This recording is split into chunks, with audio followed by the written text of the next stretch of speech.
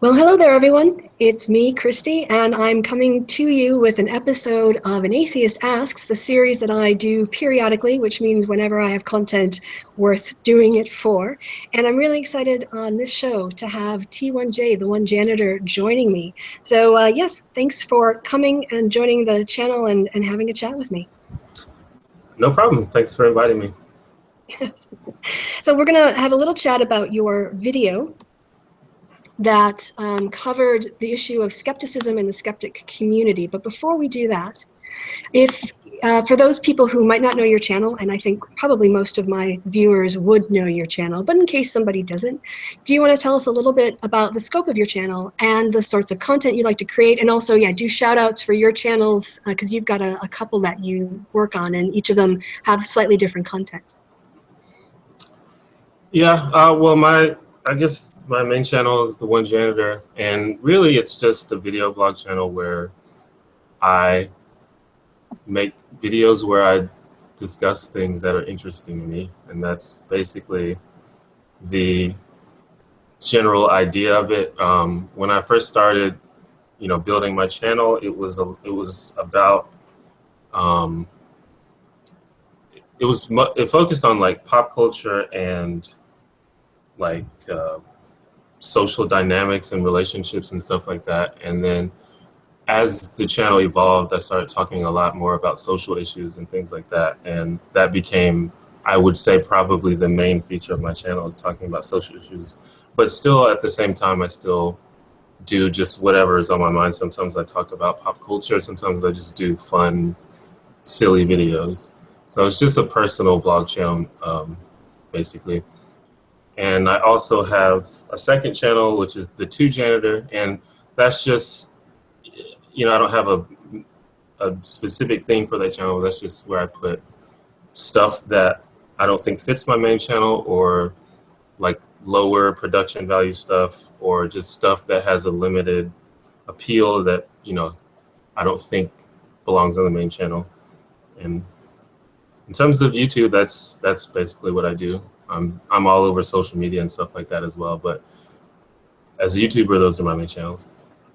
Can I ask, as a YouTube creator and channel myself now, how long have you been going, and what was the sort of like track of your growth in terms of like your viewership and your subs? And was there any time where it spiked because of a certain video, or have you had pretty steady growth since you started?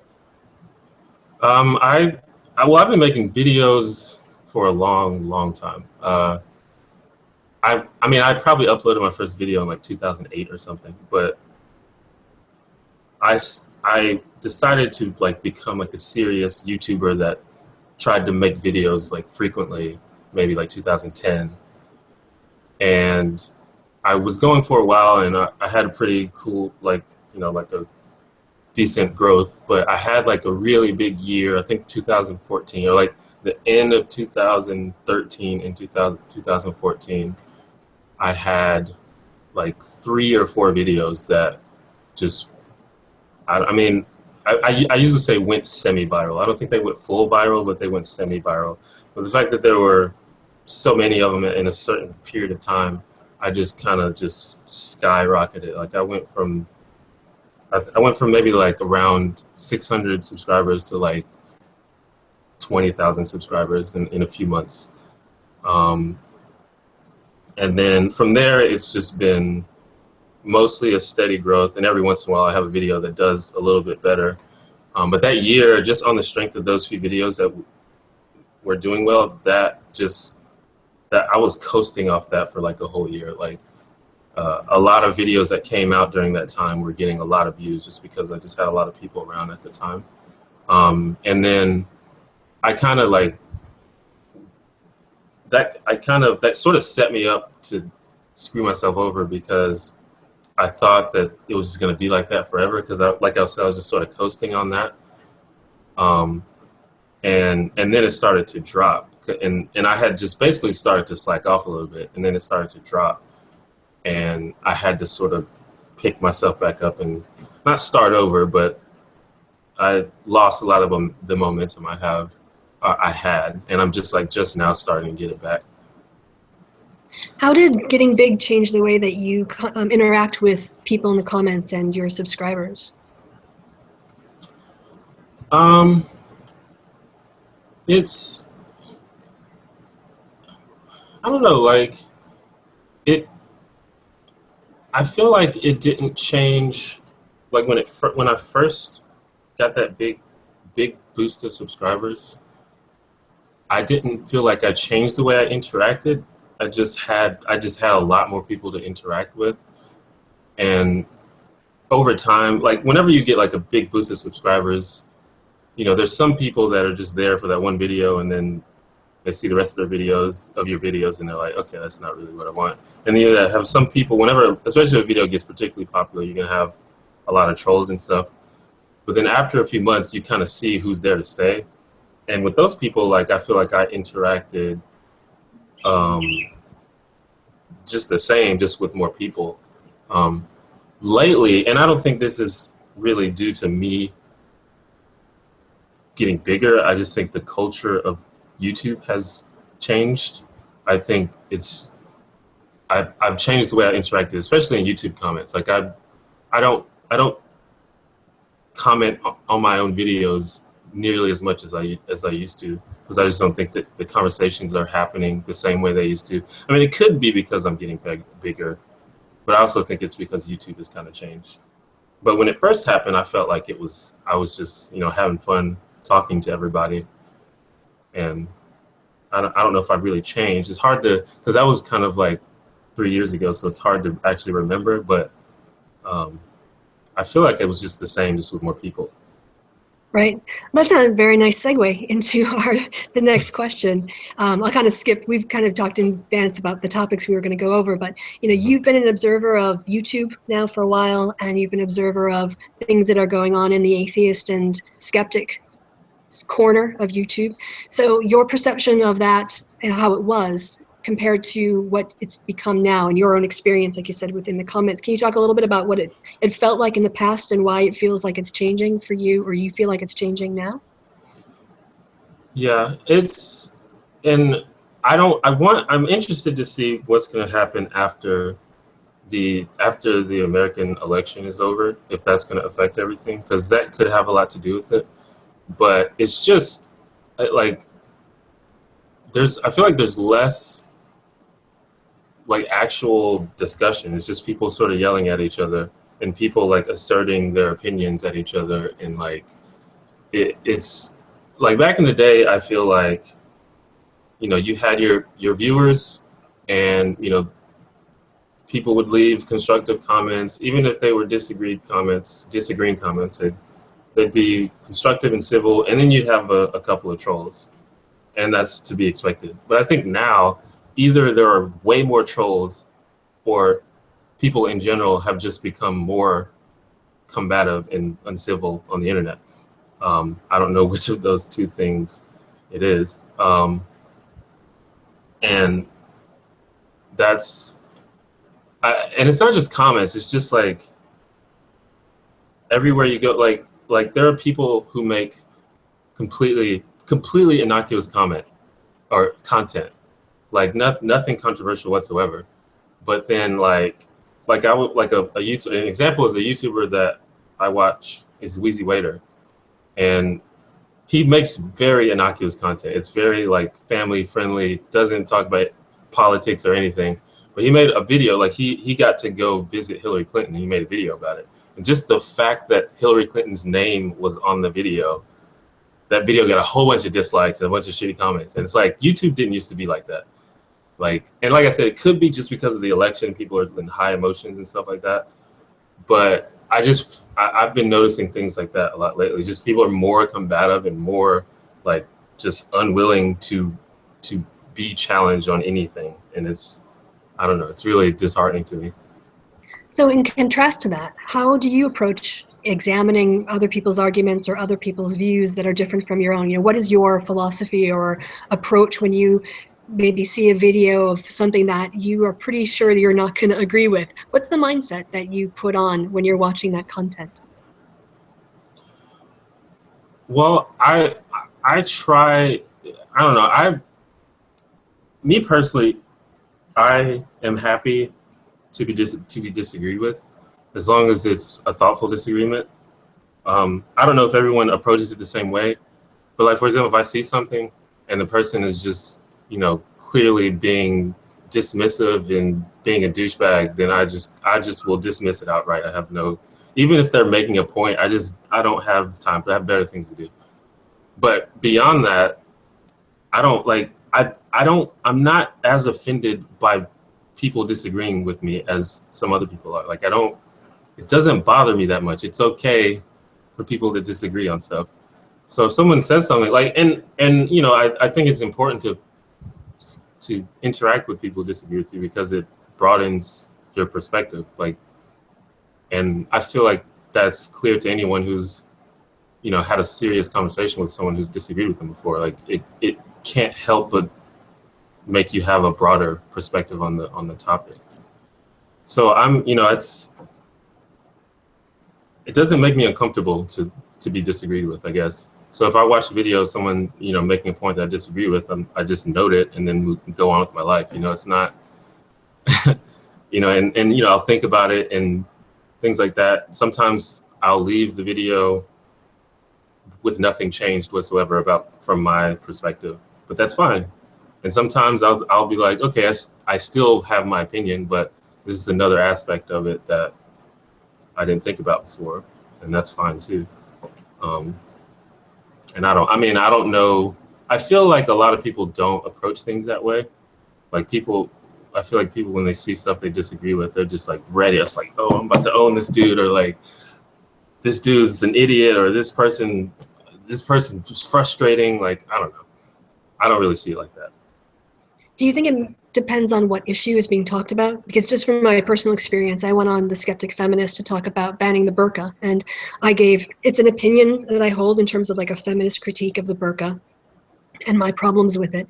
And one of the commenters, I think I mirrored it after about a week of it being up on their channel, and a commenter on my channel said, well, I use this personal decision about this guide of moral to make moral decisions, and what you've laid out doesn't match my criteria of overcoming this objection.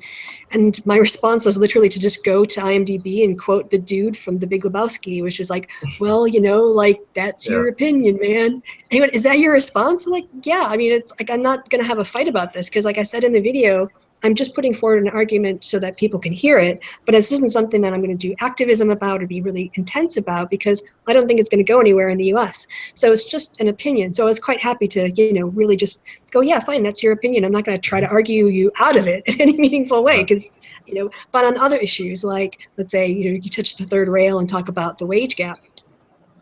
That's something that I'm probably going to be a bit more like, well, you have to look, you know, not only at the 77 cents not only just picks up on the averages of men and women, but there are racial disparities here where Black women make way less than white men. And you start to factor in all of these other like ethnicity and other things into it. That's how you get that average. So I think maybe for me, there are issues that I'm a bit more combative about in terms of presenting my side of the argument, because I feel like it's more complex and I'm more invested in it than other ones. And I don't know if that's something that you would agree with or not. Yeah, to some extent, yeah. For me, I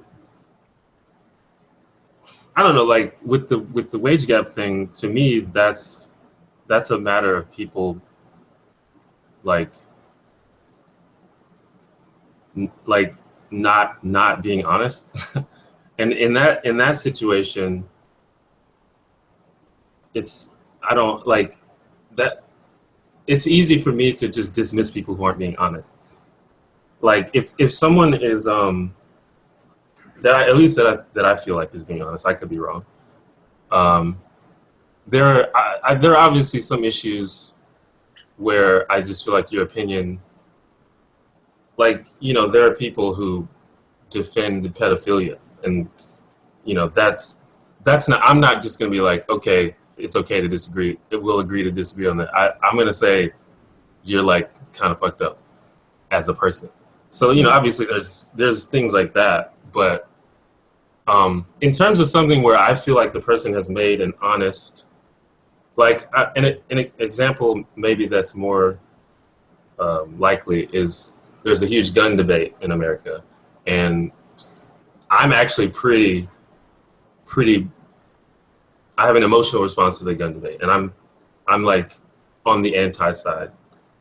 But I have lots of friends that are on the pro side, and even though I do have an emotional response to this, I'm still okay with just saying, well, we disagree on certain things.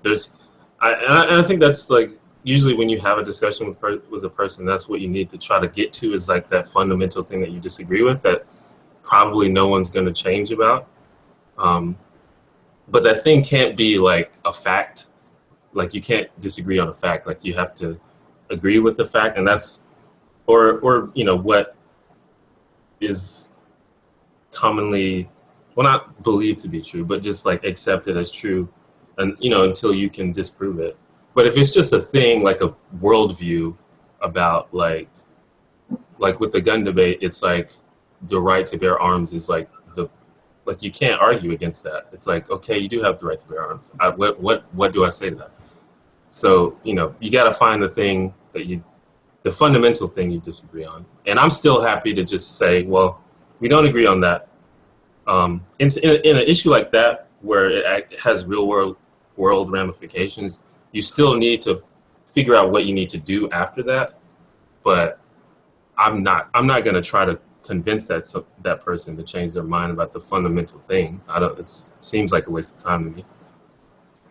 In terms of like looking at things and coming to a different view, because one of the things you talked about in your video was the being, sort of evaluating people's arguments, whether or not they're using logical fallacies or if they're basing it on data and doing some research and being open.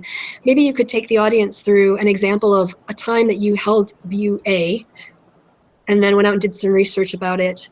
And what was it about the process? And then, changed your mind and adopted a different view. And what was it about that process or what evidence that you examined that made you rethink your original position and adopt a new one? Just as an example of like how that is, can be done through. Well, incidentally, the wage gap is an example of that. Because I think this is the thing with a lot of these issues, especially when it comes to like social justice issues.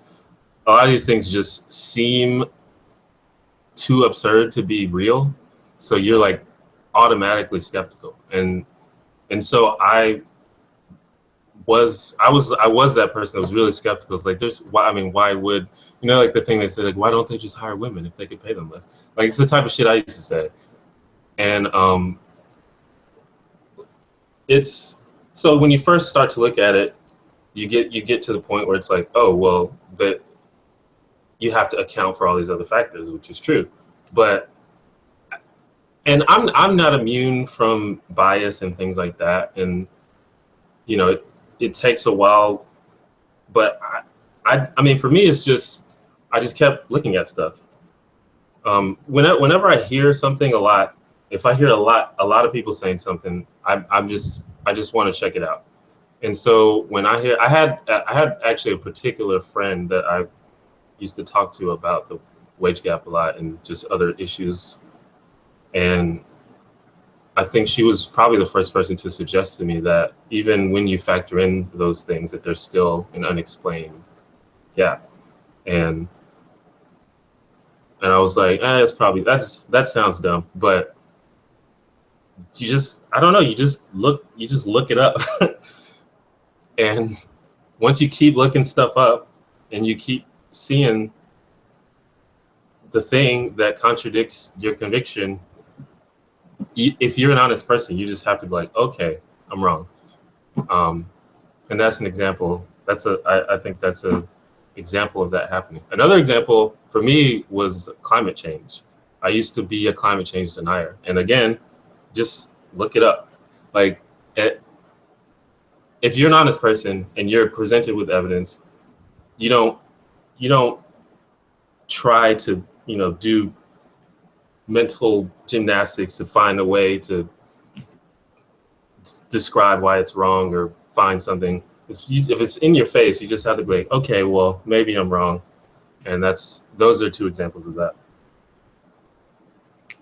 just on that issue of the wage gap, one of the things I find frustrating about the yes it exists, no it doesn't framework that it usually is put within on YouTube is that you don't actually get to the point of figuring out solutions. And I really wish that people who deny the wage gap is a problem or that it even exists would sort of challenge those of us who do see it as a problem, like, okay, well, if it's a problem, how are we going to solve it?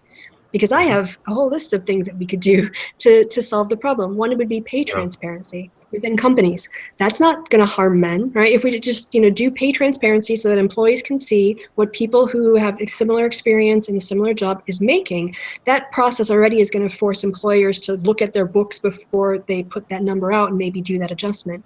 Another thing in the US is paid sick leave. If you look at how much women earn in terms of the difference between men and women, on the average, a lot of that could you could look at that as 2 weeks unpaid sick leave. And we know that from doing studies of how people spend their time, women disproportionately do childcare. So women who are in jobs that don't have paid sick leave end up taking unpaid time off to care for their kids, and that contributes to the wage gap. Another thing would be paid family leave when people take time off of work. Again, women are more likely to take that 12 weeks of unpaid leave that then reduces their earnings. And also paid vacation time. Living in Europe, these are just things that people kind of take for granted, that as part of your quality of life, you're going to have access to that kind of benefit in exchange for your labor. And none of that means reducing men's wages. Not a penny of men's wages would have to be dropped in any of those scenarios. But I would like to see what the wage gap difference would be if all of those policies were implemented in the United States, and how much of the wage gap could be reduced just by providing men and women. So it's not just women getting maternity leave, but family leave and more family leave, so that men and women, fathers and mothers, or two partners can decide for themselves how to divvy that time up for adoption or caring for a sick parent. Again, we know that women are disproportionately more likely to take time off to care for an ailing or aging or dying parent, and that contributes to the differential. So, instead of focusing on the solutions, we're debating whether or not the problem that exists. And if it's not a problem and it doesn't exist, then no one who denies the wage gap should be threatened or fined. There should be no difference. If we implemented all those policies, nothing about their argument would, should be changed. So it's no harm to them to support these same policies. But if it is, as we know, based on the evidence, it does exist, those policies in and of themselves would make a massive contribution to reducing that gap. Right, exactly. And I think a lot of it is, and this is why I say that I feel like a lot of it is not honest. Because I feel like a lot of it is just people being mad at women or something. Like, it's instead of like trying to make the world better. Like I encounter this, like I made a video a long time ago about about rape statistics, and it's a similar thing there. It's like, okay, like for my own research, I feel like the 1 in 5 statistic isn't inaccurate. But even if it's too high, like that's not the point. Like, we need to do something about it, and that's what we need to be talking about. Like, it doesn't hurt anyone to try and decrease rape or try to inform people about consent and things like that. And it's just the same thing. And and it goes back to just people just finding reasons to be combative and dismissive of other people. And I think there's a strong misogynist aspect to it as well. And it's a frustrating thing. When you make a video that you think is going to be controversial, do you ever like second guess yourself, or are you more, how do you deal with content that you think might be quite controversial and might end up with blowback? I don't really think about it, like, because I can never tell what's going to be controversial, really. And it's, I don't know, maybe it's something I should think about now more now, because just because of how I think the YouTube culture has changed. But I feel like in the past, the audience that I've cultivated trusts me. So my even if I say something controversial, they won't, automatically assume the worst of what I'm saying or whatever. But there's been times where things that I thought was going to be controversial just kind of blew over and no one cared. And then there was times where things that I didn't think was that controversial ended up being controversial for various reasons. So I try not to really focus on that. I just try to make the videos that I want to make, regardless. I'm not a controversial person in general, so I don't try to be controversial, and I don't pick subjects that are controversial intentional, and I don't avoid things. Well, I mean, I that would be untrue. Like there are some things that I don't want to talk about just because I don't feel like fanning the flames. Like that's, people have been telling me like you should make a response video to this person. It's like I don't want to, because I don't feel like just causing drama. Like that's just not what I want to do. If other people want to do that, that's fine. But that's just not. I'm not that kind of person. I'm not that kind of YouTuber. So, it's not. I don't really think about controversy that much. Sometimes things end up being controversial, and these days, just talking about social justice in general can be controversial. I try to be. I feel like lately I've been maybe saying like being a little bit controversial just because there are things like, for example, if I say in a video that the wage gap is not a myth, that's controversial because a lot of people disagree with that. But to me, that's not controversial. I just feel like that's a statement of something that's true. So, I don't see that as me being controversial. And if I feel like I want to say that, then I'll say it. But other than that, I don't really think about, is it going to be too controversial? I just say what I want to say. Yeah, there are definitely videos when, especially if I'm doing like the patriarchy is a real thing and I'm putting out evidence of it. I do think quite, I spend a lot of time thinking about how people are going to could criticize it. And sometimes like the criticisms are just, not something that I can do anything about. The study I'm using is the study I'm using, or the sources I'm citing are the sources I'm citing. If you don't like salon.com, then, it doesn't matter what the content of the article is going to be. You're just going to dismiss it because it came from Salon. I can't help that. But I do have to go through a process of trying to anticipate. Well, I don't have to, but I end up going through a process of trying to anticipate all that kind of stuff and then modifying and adjusting my claims. And then other times just recognizing that it doesn't matter what I do, I'm going to get criticism. And that's why when you made your video on the new wave of skeptic channels, the fact that you decided not to make it personal and make it more about the quality of the discourse, and then the people who've been responding to you have basically criticized you for not making it personal and made it very personal. And by doing so, what they end up doing is spending all their time talking about the fact that you should have made it personal instead of actually engaging with your main point. And this is what I get all the time. So I recognize that, like a double bind immediately. It doesn't matter what you say for some people because they're always going to find something to criticize you on and ignore what you're really trying to say in order to try to drag you down. Right. Yeah. I mean, that's going to happen. And I don't think it's bad to anticipate criticisms and address them in advance. Like I think that's part of how you present a good case for something. And in videos where my goal is to try to convince people of things, and I'll probably do that. Like I made a video about Black Lives Matter where I say like where I do that. Like for example, I say that it's not true that white people get killed at a higher rate than black people or something like that. And, the response to that is, oh, but, the crime rates. And so I anticipated that and I addressed that in the video. So that's fine. And I think that bringing up, well, what about the crime rates among black people? I think that's a fair thing to ask about. So, that's why I brought it up.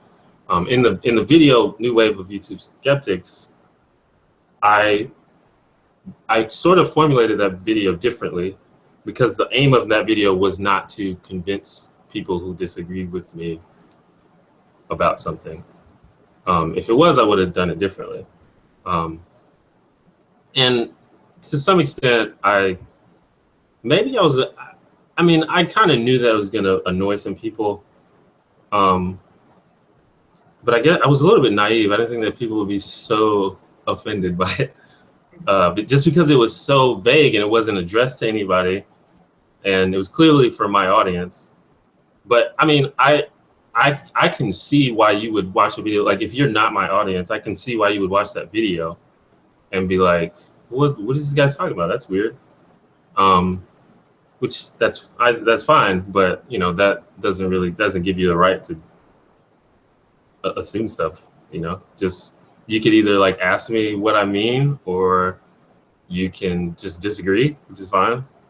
But when you go and take like personal offense and add all this hidden context that's not there, then that's where I think you're just stepping out of line. And I feel like I have the right to make videos for my viewers that are vague, as long as I feel like they can get something out of it. I don't have to personally address people just so other people can be satisfied. Like, I feel like I don't feel like I owe that to anybody.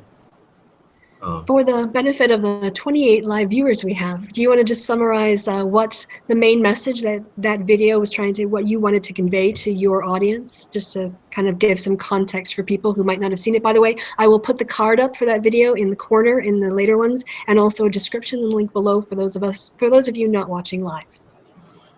Well, I've been having a conversation with my audience for like the past couple months about discourse on the internet, and just how I think it's really terrible right now, particularly discourse on YouTube, but discourse on the internet in general. And this is just sort of the next entry in that conversation. And I was basically arguing that there are people on YouTube who are basically like spreading like false narratives about social inequality.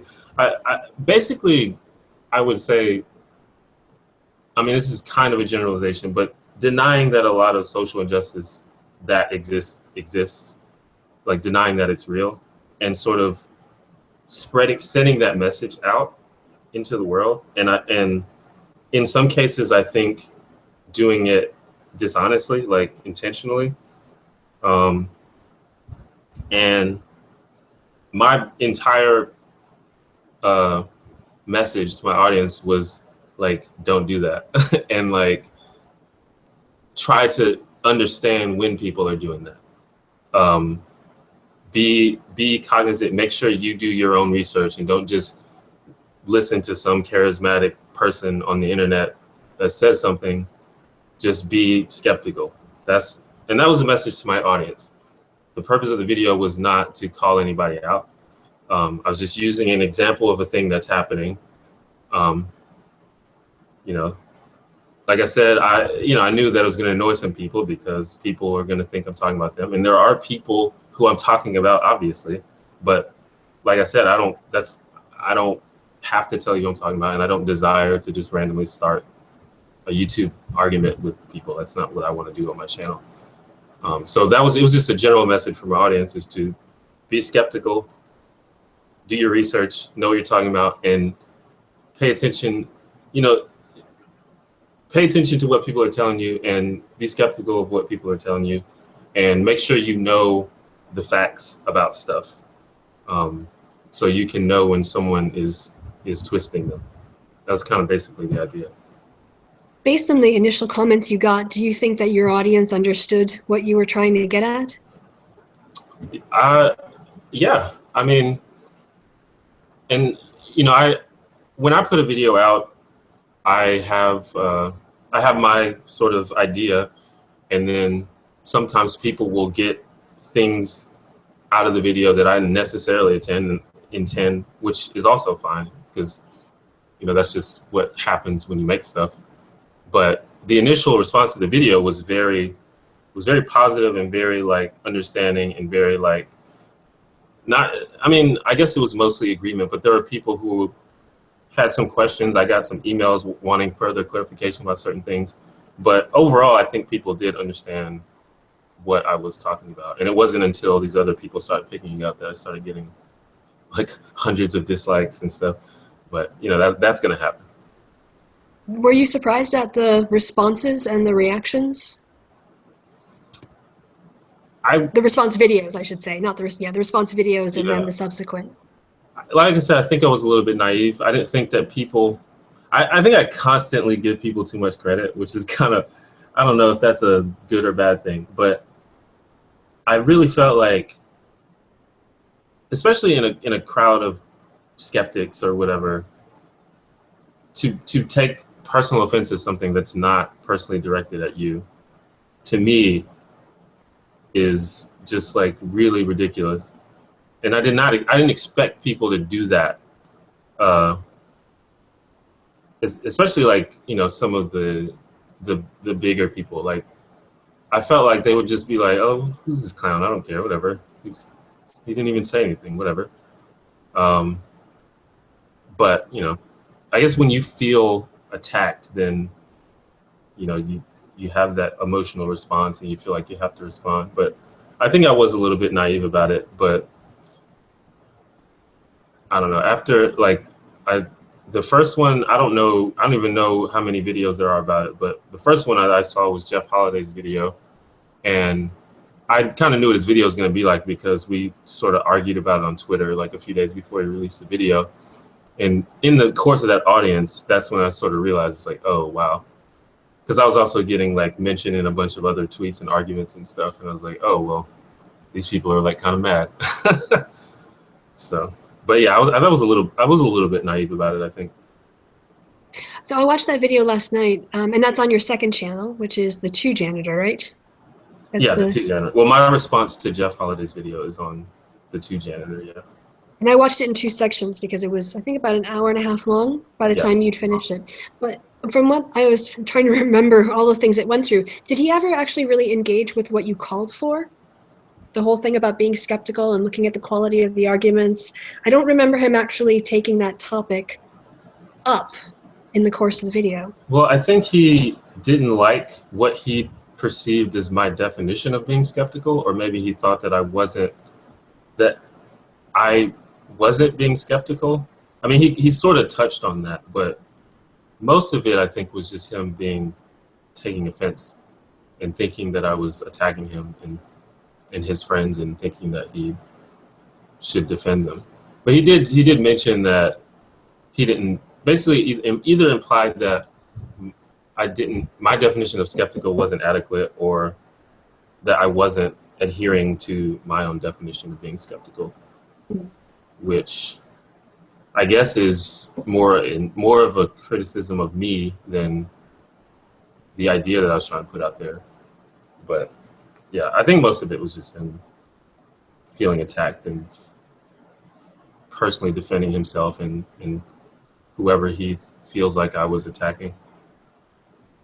One of the things you mentioned in the video was that initially when you were watching skeptical videos that were critiquing religion, was that they made you think about questions in a way that you hadn't thought about before, or consider things in a way that you hadn't. And I was just wondering if you could, if there are any people whose videos you think do a pretty good job of being that sort of, you know, taking up the issues and presenting them in that more informed or, you know, more thoughtful way, that would be a good example for people to look to for examples of how to do that.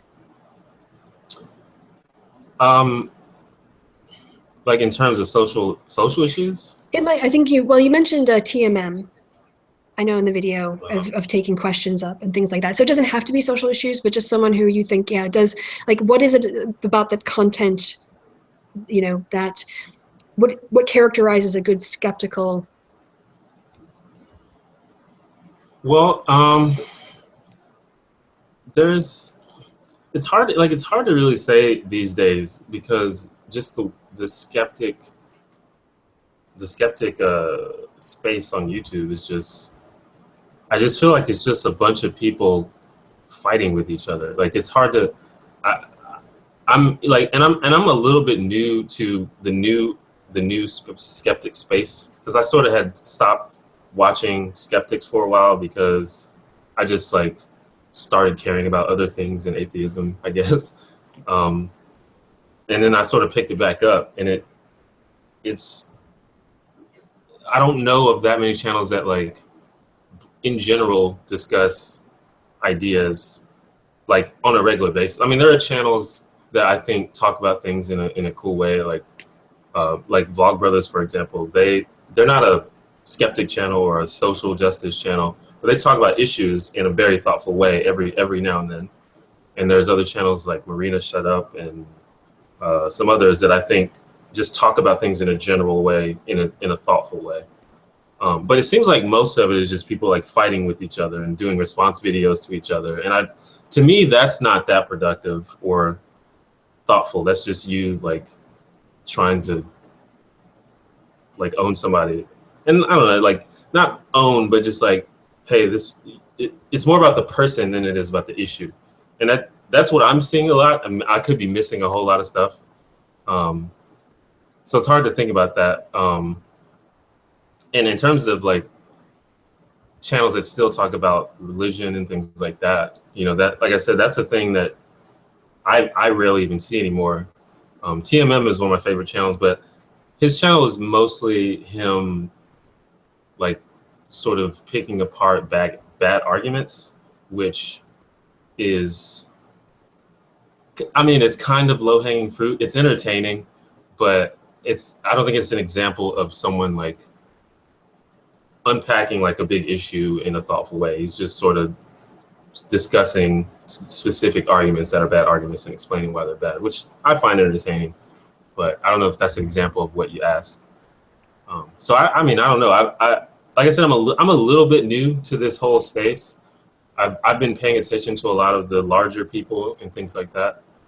And what I've been seeing is just kind of people doing response videos and call outs and ownage videos. And to me, that's just, and I mean, I don't mean it to say that those are bad things. I just don't think that that's advancing the thoughtful discussion about issues that much. And it's both sides. I'm not saying it's just one side. It's like both sides of the social justice thing. That's what I've been seeing. Like I said, I could be missing a lot of stuff, but there's so much on YouTube, I'm sure. You know, all of us are missing things just because there's such a wide array of content. But I was thinking while you were talking about how does this dynamic change? And I think that there is a responsibility from the side of content creators to produce high quality content that doesn't rely on logical fallacies or straw manning your opponent or cherry picking an extreme case and presenting it as part of the representative of the whole.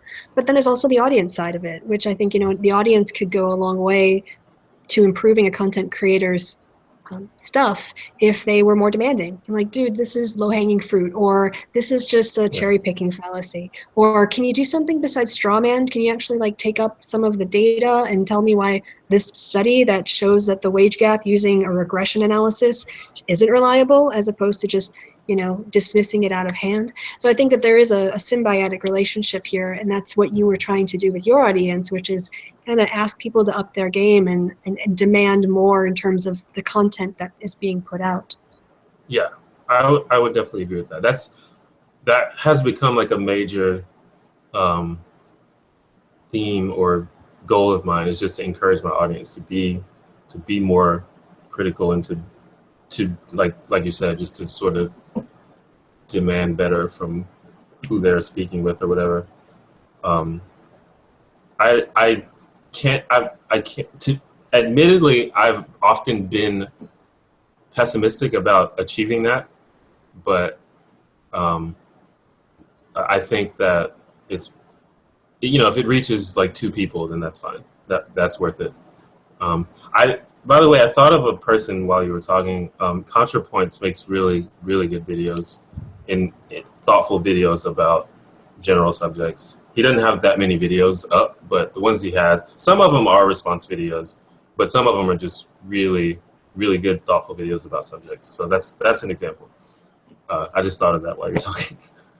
I would, yeah, now that if you're looking for examples, I would put out Garrett channel. Yeah. He took a pause, and he doesn't put out videos that often, but when he does, they're well worth watching. And yeah, I tend to put out videos a little bit faster than he does. He takes more time and he produces his a bit more. I'm more instant gratification. I get an idea for a video. I'm like, oh, I want to make that right now. Yeah. So I don't do fancy animations. Or H Bomber Guy is another person who, he does it with humor. but really does have a lot of research behind it, and presents it in a way that's obviously there's a lot of humor, and it's meant to be kind of deflating sometimes, but it's really, in the end, it's always grounded in evidence and arguments. And I think both of those two content creators are kind of examples. If we're looking for examples, I would throw those out there. Yeah, and I'm familiar with both of those people, and I do like their content. Yeah, go ahead, finish. Yeah.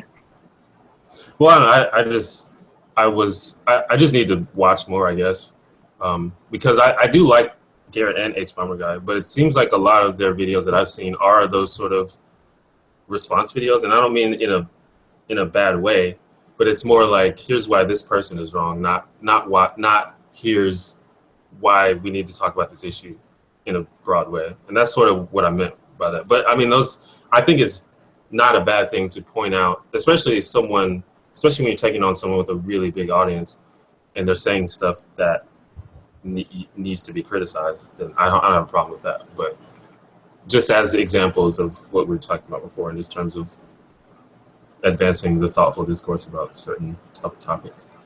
Yeah, I think also that the discourse I've noticed in terms of the YouTube atheist community, it has migrated. Early days it was about taking down creationists, and I actually think that those are pretty easy arguments. We talk about kind of low-hanging fruit, but you just present a basic understanding of science, and it doesn't have to be basic. It can be more complicated, and there are videos that go into more complicated topics.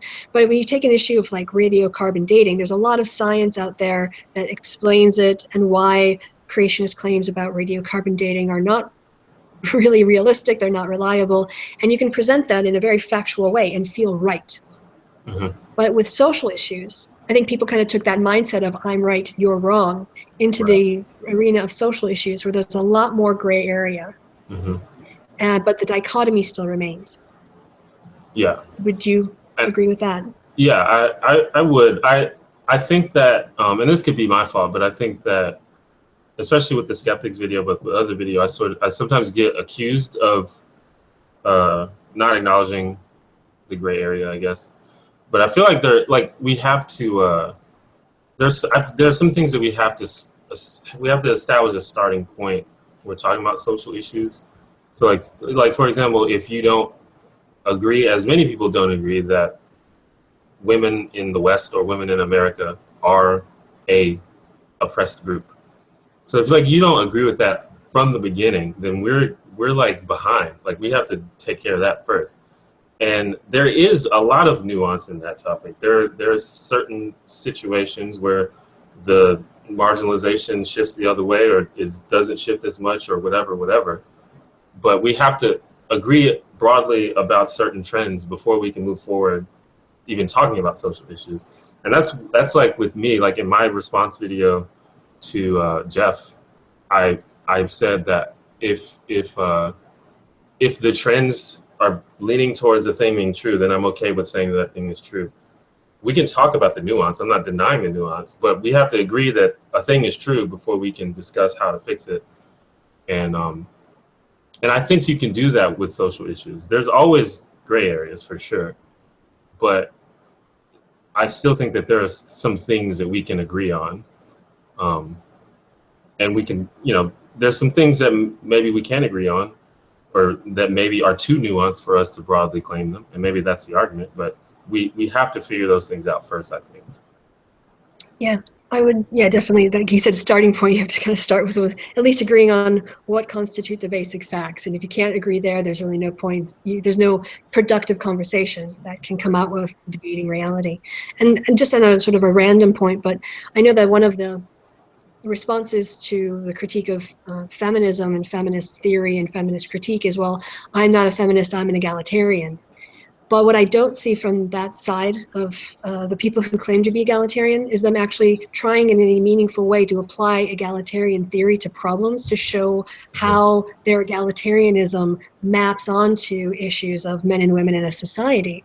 Because that's where I get back to, if you start looking at the way that sex differences in power and social status are organized based on gender and gender norms, the people whose works you're going to be reading are going to be feminist critics and feminist theorists. So you have to, I mean, they claim that they follow an egalitarian philosophy, but I don't see them using theory as applied to the world to show solutions to a problem or identify a problem using egalitarianism that doesn't somehow slip into feminism or feminist theory. So it's kind of, for me at least, a disconnect between what you're saying you think and your practice of it. And that to me is like a big gap on their side that I kind of wish people would engage and take up the challenge. Okay, I'm going to use egalitarian theory and I'm going to apply it to something in the US that has to do with men and women. And I'm not going to use any feminist concepts and I'm not going to use any feminist ideas. I'm going to show you that you can solve this problem without resort to feminism. I would love to see somebody do that. I don't know. See, that to me immediately strikes me as disingenuous. And it's one of those things that I don't know, I have like these sort of like bullshit triggers when people say stuff, and it's like, it just strikes me as disingenuous, because in any other case, if there's a specific problem, you're going to have a specific group that's going to tackle that problem. I think it's completely like to suggest that this one broad theory can just handle all of the world's social issues by itself, to me it just sounds absurd. Like, and I don't think anyone actually believes that. But when it comes to feminism, people are happy to dismiss feminism as unnecessary, and that goes back to, do you believe that women need advocacy? If you don't believe that, then I can see why you would think feminism is unnecessary. But that's what I was talking about. We skipped that first part. If they don't agree with the first thing, then there's no even the argument of feminism versus egalitarianism doesn't even come up. And I think that's the thing, is they're skipping the first part. But if you do believe that women are an oppressed group, for lack of a better term, then I think it's completely disingenuous to claim that egalitarianism can just solve the problems in and of itself using broad egalitarian theory, whatever that is. That just strikes me as absurd. Maybe someone can explain it to me a little more, but it doesn't make sense to me. Yeah, I would like to hear their side also, explain, here's my egalitarian theory and here are the principles and the concepts that I'm going to be drawing on. Here are the authors that have talked about this problem, and I'm going to apply it to this specific thing. And I'm not going to use any other theoretical framework except egalitarianism and, come to a conclusion only using this theoretical lens. Yeah. I would like to see that, yeah. So I hope someone takes up the challenge. Yeah, I'd love to see that. So reflecting a bit about how the discourse on YouTube might reflect the political discourse in the US, I think we both will agree without any reservation that there has been a coarsening of political discourse in the last year and a half in the United States. Oh yeah, no doubt about it. What are your reactions? I know from watching it myself, I'm continually shocked and disgusted and put off by Donald Trump. At the same time, I can't stop watching him because he is like he's a drama machine. Every day he's putting out something, and I know that's a guilty pleasure of mine, and it's a harmful guilty pleasure, but I can't do it. Can't stop myself. I'm a political junkie. I have to watch. But from your perspective, you see do you think that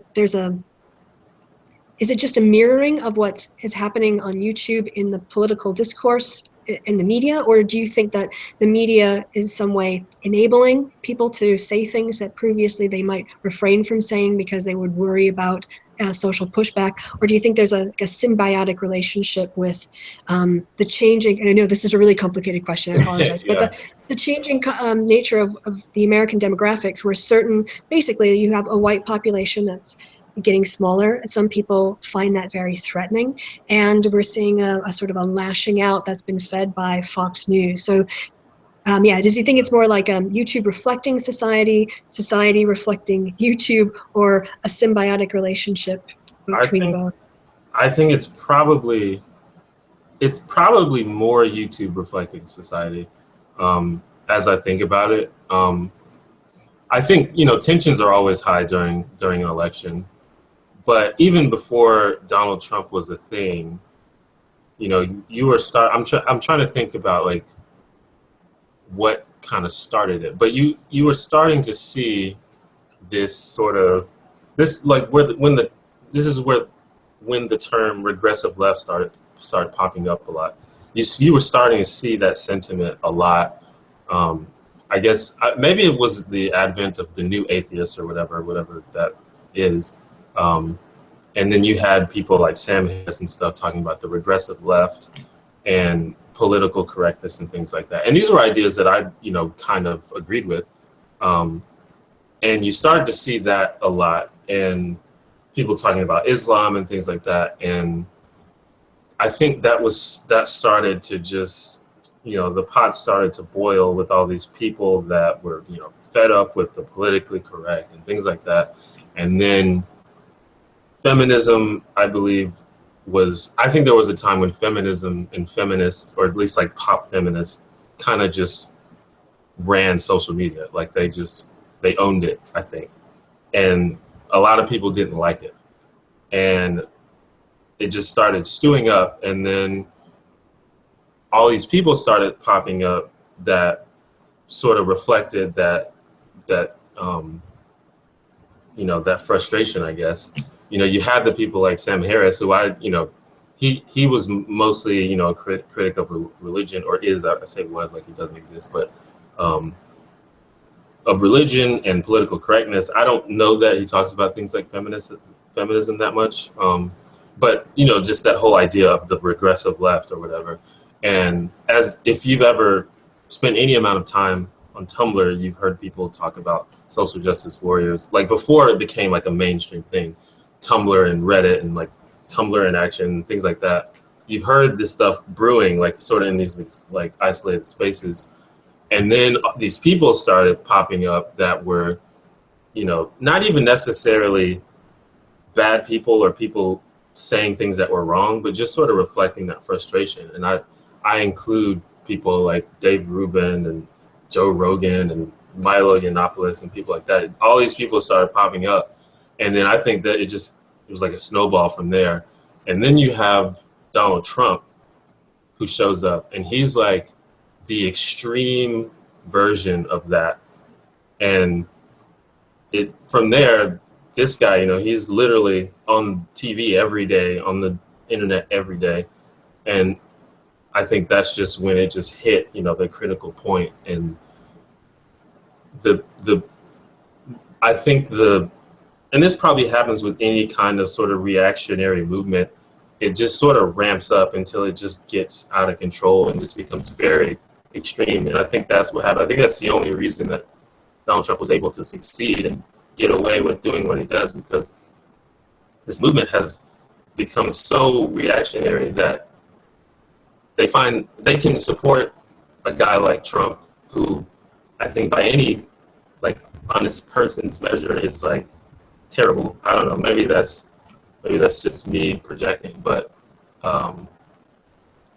the fact that he opposes the regressive left and political correctness, and the fact that he's tough on Islam and things like that, they're able to look past. I mean, not that those things themselves are carried out, you know, in a good way by him, but they feel like they can get behind this person because regardless of what he does or says, even if he says completely untrue or outlandish or hateful things, it doesn't matter because he's that guy. He's the extreme version of that sentiment. And I think that spilled into YouTube. And so that's why I say I think it's more of a reflection. And I just think it's been a long time coming, just over the past, like, I don't even know, like 8 years or something. It's just been slowly ramping up. And I think Donald Trump is just like the apex of it. And I don't know where we go from here. I don't know what happens now. Because, I don't know. Yeah, in the last 2 minutes, your sound quality decreased a little bit. I don't know if you want to check to see if any computer programs have popped up in your box just to turn them off, and I'll babble along for a little bit while you check that. But yeah, I do think that there's a point to be said about the Obama administration and then this creating a kind of Obama derangement syndrome that was really Yeah. unlike. I mean, they went after Clinton in the 90s and they had Whitewater and everything else, but questioning his citizenship, questioning his religious beliefs despite whatever he said, it did seem to take it to a whole new level that hadn't been brought into politics before. And that then became a norm in some quarters. Mhm. And that does seem to, I think that has fed intensity and the hostility that has entered into, especially election seasons when it's a pretty much a dichotomous choice. I mean, yeah, you could vote for the Green Party candidate, you could vote for the Libertarian candidate. End of the day, you're either going to get a Republican or a Democrat in the White House, given the way that the structure is right now. Maybe in 20 years it'll be different, but right Right. now that's how it is. And so it does force you to take a side, yes or no, and that's pretty easy to devolve into camps. Right, exactly. And that, like I said, that's the thing that happens every election. But just the fact that what we have right now is so just unlike anything before. Like, you have. I mean, in my view, Hillary Clinton is a fairly typical politician. Like, people talk about her like she's the devil, or whatever. Um, but as far as politicians go, I feel like she's a politician, and they're all a little bit dishonest and a little bit sketchy. Um, and I guess people are just starting to not be okay with that anymore. Uh, but then you have Donald Trump, who I think is just on just this other level of craziness that I definitely have never seen in my lifetime as far as an actual legitimate candidate for president. Um, So this like, you always want to say like this election is the craziest one ever or the most important one ever, but I really feel like this election is like the craziest thing ever. and that's the fact that when the sides you can choose from are what they are right now is insane. And I don't know. It's I mean, the fact that Trump has gotten as far as he's gotten is already very telling about what's going on in America. Like, beyond the fact if he wins or not, the fact that he's gotten where he is already like a problem that we're going to have to talk about as the days move forward. But if he wins, like, that's like, I don't even know. Like, so that's why I say I don't know what happens now. Like, what do I think about this country if we elect Donald Trump? Like, what does that mean? What does that imply? I don't even know. I really don't. Well, I can say as a political scientist, I can assure you structurally that there is basically no chance of him winning. And I did a video back in May just basically declaring Hillary Clinton the president for next January, because the structures of the Electoral College are such that it's almost impossible for him to get elected. But at that time, I didn't realize he was going to implode the way he did. And we could probably have a whole conversation about Trump, but to try to Yeah. bring it back to the quality of discourse, I think one thing that Trump has exposed, and maybe not, I mean, I think we've talked about a lot of the negative things, but if you look at where he is losing, when you go into the polling and you go into the crosstabs, you do see that he performs terribly with non-white voters, understandably, given his rhetoric, which is racist oftentimes and dismissive and offensive. He also performs very poorly with women, obviously, because, again, the sexism thing and the crudeness. There's a rule in politics that if you study elections, you know, but Donald Trump is not a student of many things, so he doesn't realize this. But when you go negative on your opponent's numbers will come down, but your numbers will come down too, because people don't like you to go negative. People don't want to hear a negative things coming out of their politician's mouth. And so there's a price to be paid. So the ideal time to do a negative ad is when your opponent is a little bit ahead of you and you're a little bit behind, and you throw mud at them to try to bring them just under where you are. So you know you're going to go down, but but you hope that your numbers go down just a little bit less and theirs go down a bit more. And that's the perfect time to do a negative ad. Whereas he's just been negative, negative, negative since the start. It's what's defined his candidacy. And there, women voters in particular find that kind of discourse more off-putting than men. Men, again, in the aggregate, not individual men, but if you look at it, they don't mind the kind of rough and tumble debate and have a good verbal sparring. And women kind of start, like, you guys are just yelling at each other. You're not saying anything substantive. I'm not as engaged with this if you started to talk about real policies. Again, generalizations. So we see that, him doing poorly with women. We see him doing poorly with millennials who are more progressive and want to see a more progressive society. And you see that he does very poorly with college-educated whites. So there's a split between those who have a high school education or less and those who have like college educations and more. I don't know where the some college people fall in the crosstabs, but there are people who are just intellectually rejecting Trump and his arguments in the white community as well. So it does sort of give you a sense of where the divisions lie. But also I think it gives you, I know it's really depressing to live through this, but in a lot of ways, when he is defeated, the Republican Party is going to have an even more powerful existential reflection than they did in 2012, because their party has to decide if it's going to break with that Trump wing to move forward and try to compete in a marketing sense with where the demo is, or they're going to stick to the people who turn out in elections and alienate the rest of the population. So it's really, even though this is a moral crisis for America in terms of what it means to have Trump as a presidential candidate, I think it's going to be a reckoning that the GOP has been putting off for a very long time, that really started with the Southern strategy, and if you trace it all the way back through the civil rights movements, goes right back to segregation, goes right back to the Civil War.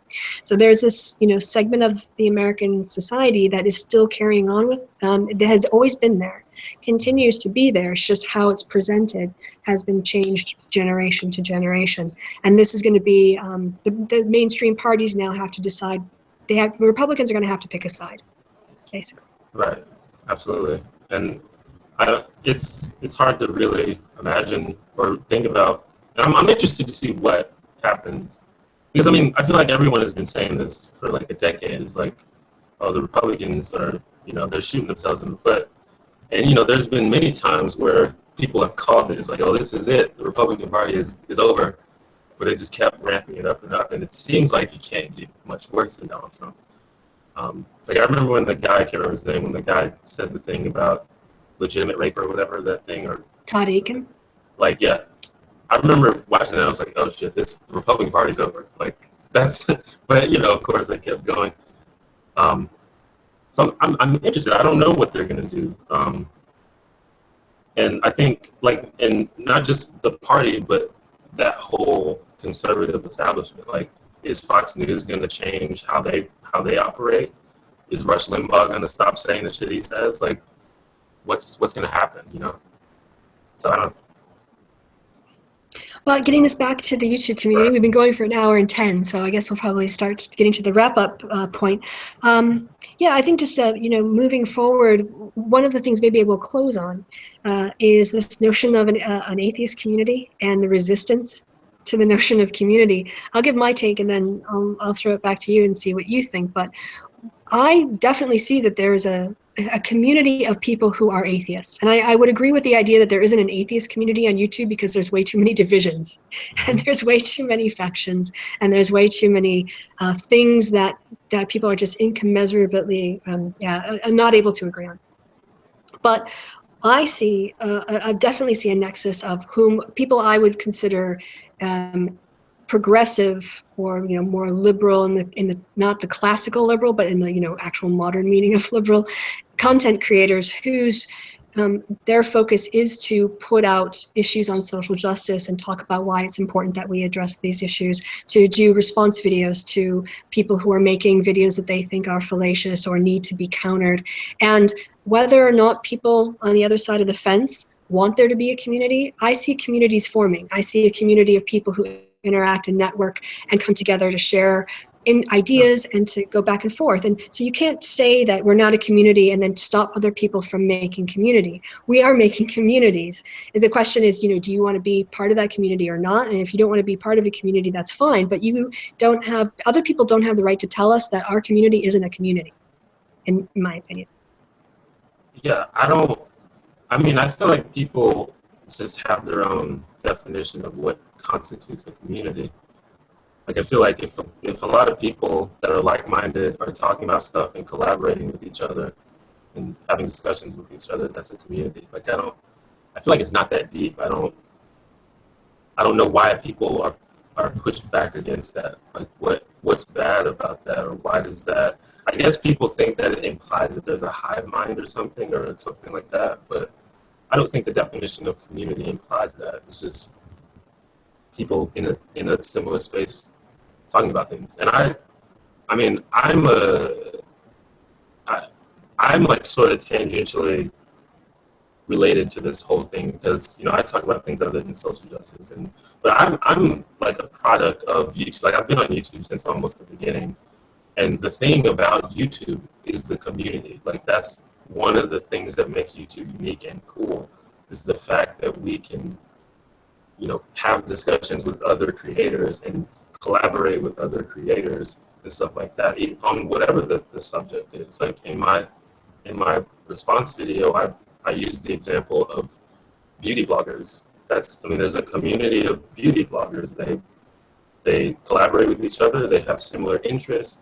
They talk. They have discussions. It's a community. Like, it's not a bad thing. It's fine. Like, I think people are overthinking it. Since we're on this topic, one of the things that I saw that Jeff put in his response video is, in his denying this sense of community, is that we shouldn't have policing of this and rules about what you can and can't say.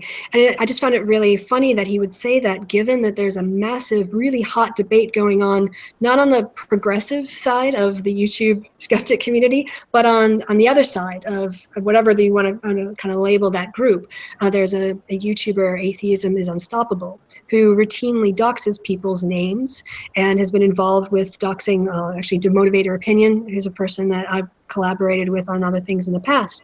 And there was a massive pushback led by the Naked Ape, but I also think like the Pink Pistol is the name of the channel. Several YouTube people who consider themselves, you know, fans of people like The Amazing Atheist, made videos condemning him for associating himself with AIU in this SJW questions to SJW video.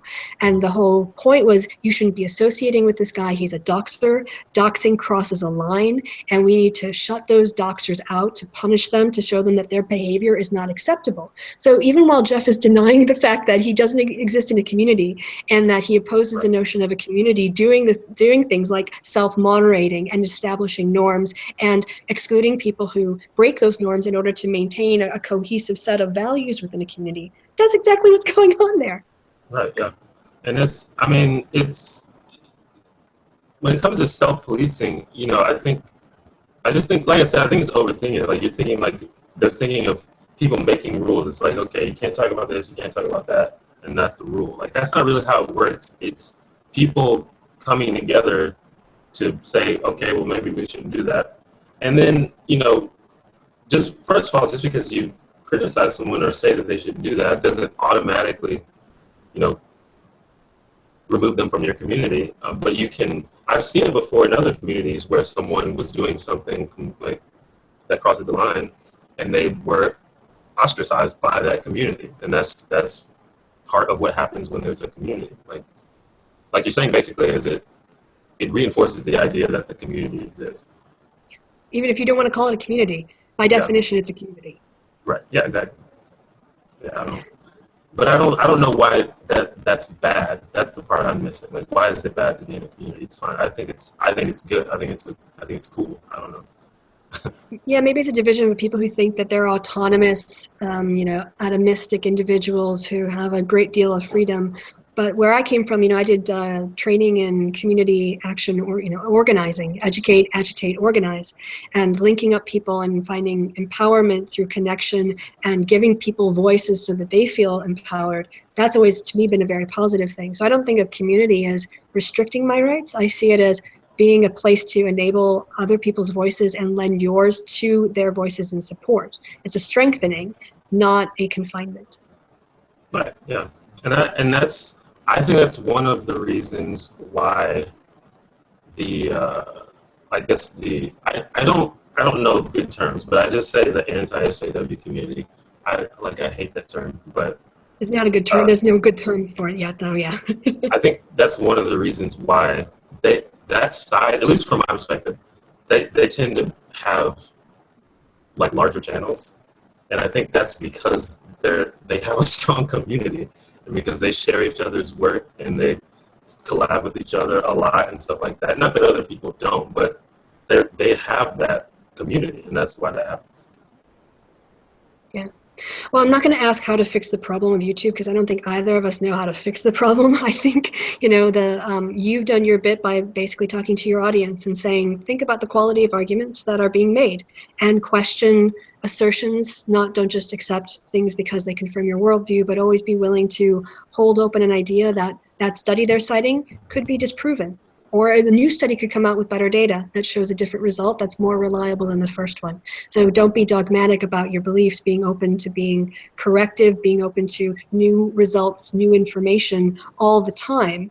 That's a positive mental perspective, to have, because it gives you that flexibility to adapt to the world. If you have a dogma and you've already decided the wage gap doesn't exist or whatever else, then yeah, new information won't help. And if someone put out a study that showed that there was absolutely no wage gap, as you pointed out in the video, that's not the case, then I would have to, if it's a good study, I would have to then take that on board. But if the studies consistently show that no matter what you control for, there's always an unexplained gap in the wages, then you also have to accept that. So, yeah. Yeah, exactly. And basically 90% of the time when I say stuff in my videos, I'm also saying it to myself. I have to use the same standards for myself. And like you were saying, if I see that study, then if you're an honest person, you might have to sit on it for a night or something and be like, is this true? And then, but if you're an honest person, you have to do it.